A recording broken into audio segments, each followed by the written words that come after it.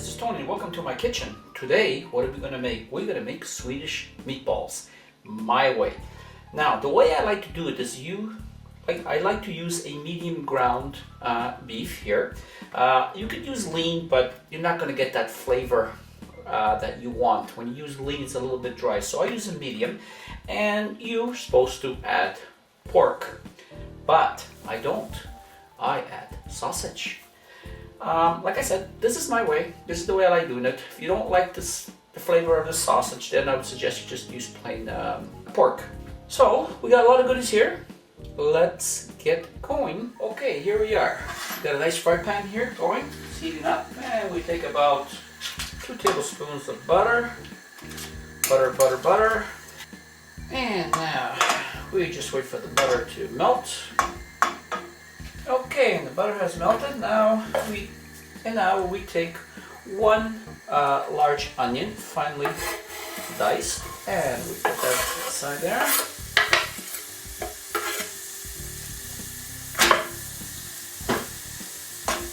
And we're gonna move that all around. We're gonna let this fry like this for about 1 minute, and now we lower the heat. And we'll let this go for about 5 to 6 minutes, turning slowly until we get it translucent. And we're back. It's been going for about 5 minutes now.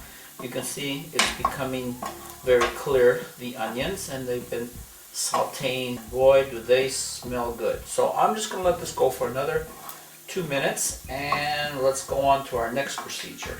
I will be back. Okay, we're back here. Here we are. Now we got the blender, and what are we going to add now? I have here about ½ kilo of medium ground beef. Now you can use more or you can use less, whatever you want. Push that in there.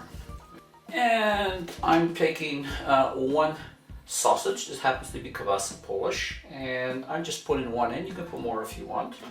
And a broken pieces put in there. And now there's also you take a piece of bread. This is basically, I would say, it's 2 slices here. You can add a little bit more or add a little bit less, and we're going to put that inside like that. And we are going to add almost a teaspoon of salt. And let's not forget the fresh ground pepper. The one thing I like about making this is pretty easy because everything goes into the blender at once. You can add more, and now you can add more pepper or less, whatever you want. And 1 egg yolk. You can use the whole egg if you want, or if you want, you can use 2 eggs, but I find 1 works just perfect. And I have here about a 1/4 cup of milk. I'm just going to add about half right now and save the rest.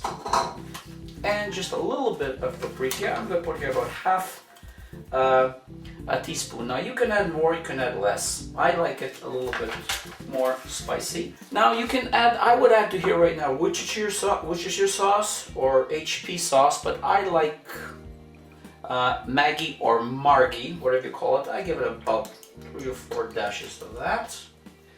And now we add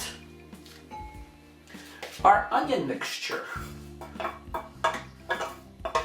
There we go. And now there we go. And I give it a few little shots like this just to get it mixed in. And now let's blast. And now you check to see how it's going.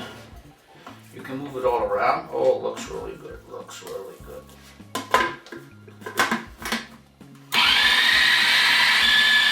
And there we go. And basically, that's what we want. Okay, here we are with the meat mixture. Now what I'm going to do is I'm going to let it sit for about ½ an hour in the refrigerator for all the meat and everything to intermingle and for the bread to absorb all these delicious juices which we're frying. And here we are back. I have my tray and I lined it with aluminum.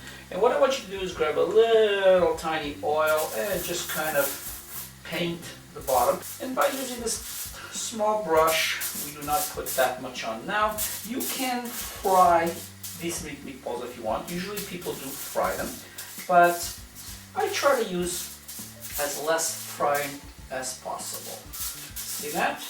And there we go. We grab our meat mixture, and you grab yourself a spoon like this, and I want you to grab at least one portion, basically like that. Now, you can make it bigger or you can make it smaller. And what you want to do is you can basically just flip it around like this, pretend that you're a top professional of the world, and you make a little ball like that. See? And put that one there.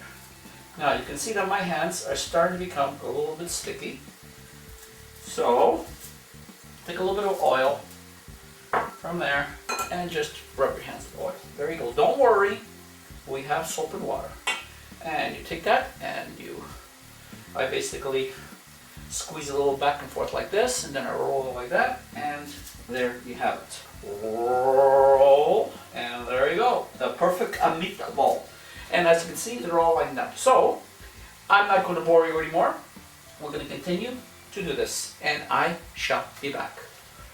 Okay, now here we are. Here's the meatballs. Now, some are a little bit bigger, some a little bit smaller. Who cares? They'll cook evenly, trust me, because we're just going to cook them about 75%. And now it's going to go into a preheat oven of 400 to 425 Fahrenheit for 20 to 25 minutes.